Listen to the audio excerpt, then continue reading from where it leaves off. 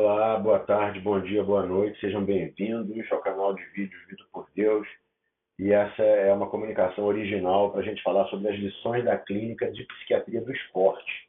E a gente começa com essa imagem aqui, que é a imagem do templo de Delfos, né, do templo de Apolo em Delfos, que era o grande hospital, né, grande centro de medicina do mundo antigo, do mundo mediterrâneo, né? E nesse centro de medicina, onde nasceu, né, e se consolidou a tradição médica ocidental, vai justamente ter esporte, vai ter ginásio, corrida, ginástica, plantas medicinais, vai ter dietas, banhos, teatro, toda a mitologia praticada, né, através dos templos, dos rituais. Então, essa ideia de que a medicina e o esporte estão ligados há muitos milênios, muito tempo, e que essa é uma associação inequívoca, inclusive o deus Apolo, deus da medicina, deus da poesia, da música e do esporte. Né? Eu sou Vitor por Deus e atuo como psiquiatra transcultural comunitário aqui no Leblon, no Rio de Janeiro, e sou professor da divisão de psiquiatria social e transcultural da Universidade McGill, em Montreal, há 6 anos. E essas mensagens principais, né? O esporte é uma estratégia poderosa de promoção de saúde mental, né? A promoção da saúde do corpo e a saúde geral é a promoção da saúde mental. À medida que a saúde mental desenvolve e a personalidade das pessoas desenvolve, elas amadurecem, as famílias amadurecem, as comunidades amadurecem, maior é a capacidade que elas têm de se cuidar, de se prevenir, de se organizar, de limpar seu corpo, de ter higiene mental, de ter higiene do meio ambiente, a água limpa, não é?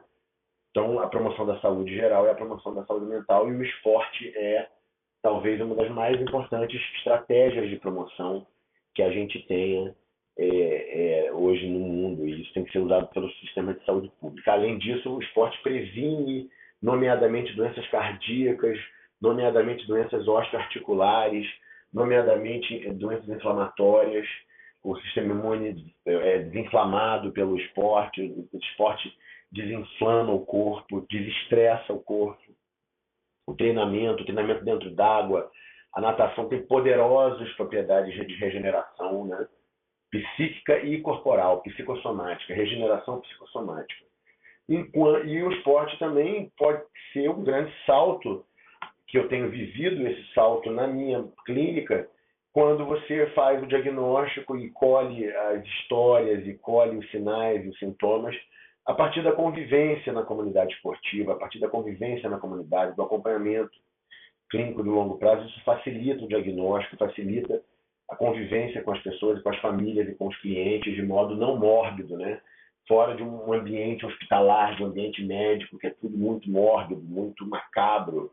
O ambiente da medicina é hipocondríaco e necrófilo, né? Então, o esporte pode ser um caminho de uma prática da medicina comunitária muito mais promotora de saúde. E a excelente frase do professor Cláudio Geo Araújo, né, grande nome da medicina do esporte no Brasil, no Rio aqui, né? A esporte é a droga miraculosa que a indústria farmacêutica busca. E, finalmente, a neurose do esporte, a doença mental do esporte. Quando o esporte adoece mentalmente.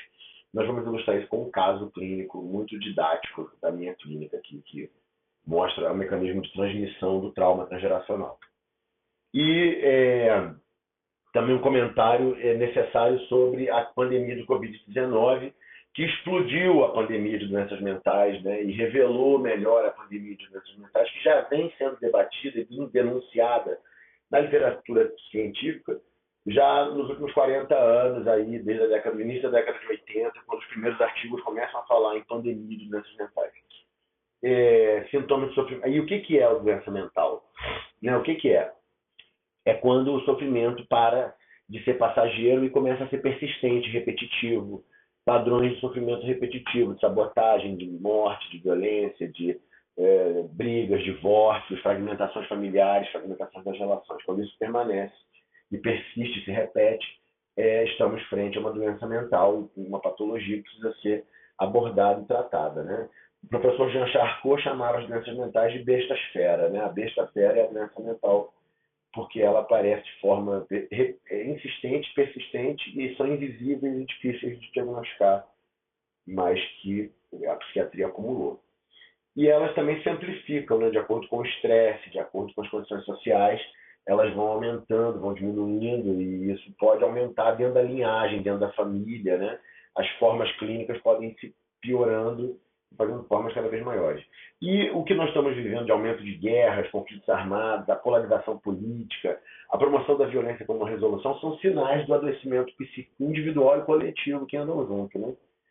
E no esporte mundial já há uma movimentação importante, por exemplo, de atletas olímpicos como Simone Biles e o Gabriel Medina do surf brasileiro, que se retiraram de competições justificando a proteção de sua saúde mental, colocando em pauta o problema da neurose do esporte.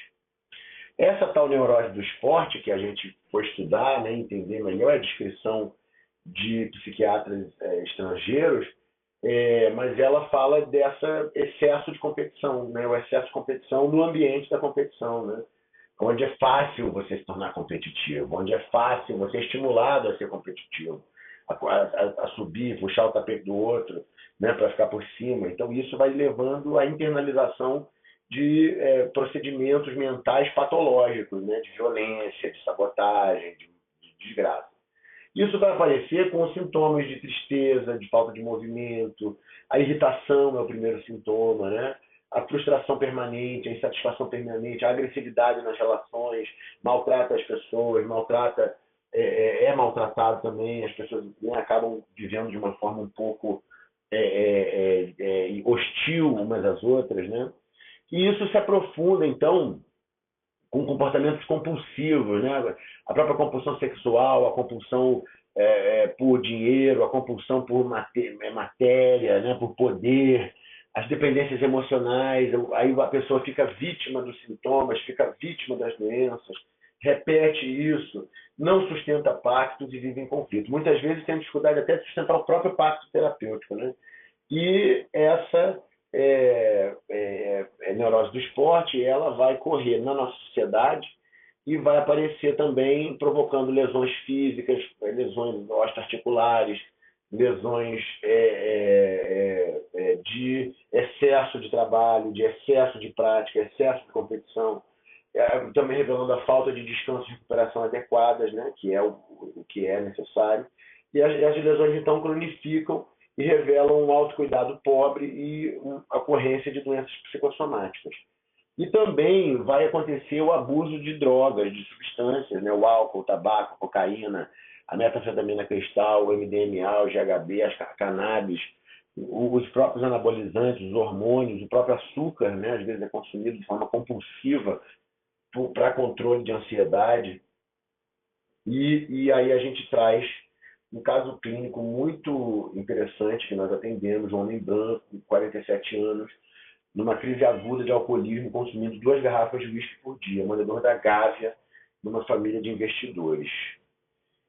O que chamou a atenção nesse caso é que desde a infância ele já vinha vivendo, desde 5 anos, um treinamento esportivo em luta, né, no judô, e aquilo ali cursou com uma pressão exagerada, né, uma pressão exagerada por parte do pai.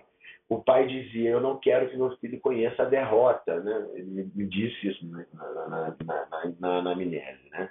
Eu não queria que meu filho conhecesse a derrota, mas para conhecer a vitória tem que conhecer a derrota, e para conhecer a derrota tem que conhecer a vitória, né? Ninguém é permanentemente vitorioso nem permanentemente derrotado, né? Aí é que está a neurose. A neurose, ela não aceita, né, a natureza, ela tenta dominar a natureza, né?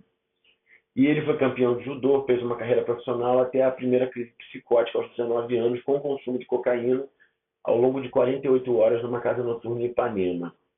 Né, numa casa noturna de prostituição. A internação de 3 meses e retorno ao convívio familiar.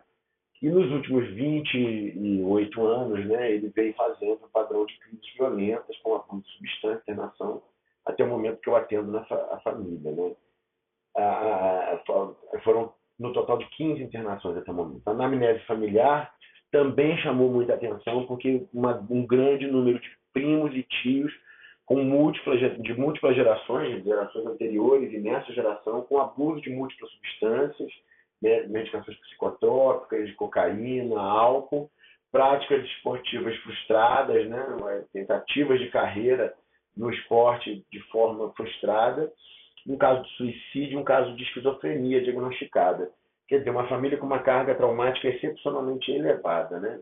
Na anamnese familiar, também chamou a atenção que, na história da bisavó do paciente, localizamos o primeiro caso da linhagem de um atleta campeão de remo do Flamengo, nos idos de 1910, que veio morar, veio do interior de São Paulo, né, para fazer a carreira aqui no Rio, e acabou se envolvendo com heroína, cocaína e prostituição na Vila do Mangue, aqui no Rio de Janeiro, se tornando uma figura traumática para toda a família, que conservou o traço psicopatológico da neurose do esporte e o abuso da substância em múltiplos casos, né, alinhados. Quer dizer, o trauma, ele foi um trauma importante, sério, uma lesão na história da família, das pessoas, ele tende a ser reproduzido através do inconsciente, através dos rituais, dos procedimentos, da maneira como a família trata ela própria.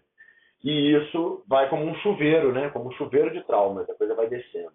Inclusive, nessa geração, nós localizamos que 2 sobrinhos do paciente, no início da adolescência, 13, 14, estavam começando carreira profissional no futebol e, segundo o relato do paciente, sofrendo abusos psicológicos de ordem neurótica por parte do pai, irmão do paciente, também ex-atleta fanático por esportes em uso regular automedicado de fármacos psicotrópicos. Então, a maldição está se reproduzindo, vai se reproduzindo.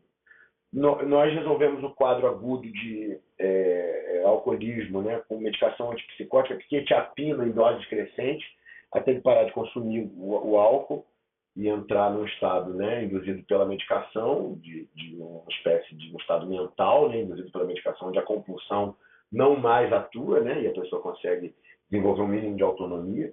E o acompanhamento clínico psicoterapêutico de longo prazo, que a síndrome exigiu e está exigindo, e o acompanhamento para a terapia familiar que se encontra em curso. E a discussão dessa evolução familiar, né, de que, na verdade, isso está repetindo dentro da família. Então, o caso mostra isso, que as doenças mentais, essas síndromes psíquicas neuróticas, compulsões, violências, comportamentos irracionais, incontroláveis, são causados por traumas psicológicos, físicos, sexuais, culturais acumulados na família e na linhagem. É o estresse acumulado, e esse estresse ele passa de uma geração para outra através da epigenética, né? A ideia de que é uma transmissão epigenética, por isso que a vida social, o esporte, a nutrição é tão importante. A vida psíquica é tão importante. Comportamento não se inventa, comportamento se copia. As pessoas morrem, mas as relações de sofrimento e vingança não morrem. São renovadas pelo comportamento vicioso, familiar e comunitário. E a prática esportiva, ao mesmo tempo que tem propriedades de promoção de saúde mental e psicoterapia, pode também ser gatilho de estresse e influenciar negativamente no desenvolvimento de episódios de estresse e crise emocional e psicológica, né?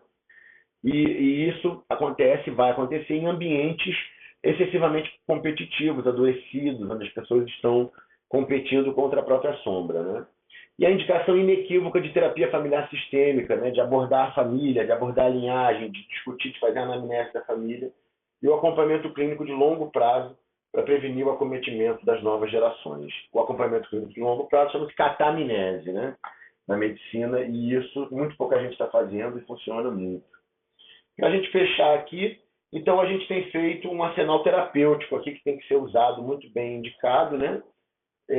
A prática esportiva regular supervisionada, agradecimento ao coach Celso Pajeú, ao Márcio Magalhães e toda a equipe da Crown CrossFit, ao Fernandinho, ao George da Escola de Natação do Clube do Flamengo, né, que tem sido o meu espaço de promoção de saúde, de trabalho, de atendimento de pessoas, de acompanhamento comunitário, né? Isso tem sido muito rico, muito importante. Essa comunicação aqui já é produto disso. E a psicoterapia individual e familiar coletiva, que, quando bem feita, funciona como medicina preventiva. Previne a ocorrência de sintomas, de síndromes e doenças. E o esporte como forma de psicoterapia. O esporte em si é psicoterapêutico, né? E se a gente acompanhar isso melhor, é certo que os resultados se demonstram. E essa questão de que desordens complexas doenças mentais ou doenças físicas crônicas mais complexas exigem acompanhamento de longo prazo, não tem segredo. E isso é feito desde que o mundo é mundo. E as medicações psicotrópicas, quer dizer, os sedativos, os antipsicóticos, eles devem ser usados com indicação muito precisa, em mínimas quantidades e pelo mínimo tempo necessário, porque primo non nocere, né? Primeiro a gente não causa dano. E isso é o que fala a medicina de todos os tempos, né? É primo non nocere. E também a experiência muito positiva de óleo de cannabis da APEP para insônia, que é o óleo de canabidiol, para depressão, que é o óleo de tetraidrocannabinol, THC, para os distúrbios mistos de ansiedade, os óleos mistos de CBD e THC, agora os óleos novos de canabigerol para dor crônica, e também a experiência positiva que a gente tem desenvolvido de estímulo pré-treino com o óleo de THC, que ajuda muito. Então essas são as nossas lições da clínica, né? No final, que até para competir devemos saber cooperar, traumas complexos tendem a se reproduzir através dos comportamentos automáticos da família e da linhagem, doenças graves revelam histórias de traumas graves, tem que olhar, tem que cavar, tem que fazer arqueologia do psiquismo da família, da pessoa, como dizia Freud, como dizia Nilda Silveira, e o abuso físico e psicológico deve ser prevenido no esporte, na família e na comunidade, que a gente não pode reproduzir esse tipo de comportamento. E a psicoterapia bem feita é medicina preventiva, evita estresse, lesões e doenças. Muito obrigado, que meu contato e a lista das nossas publicações estão online.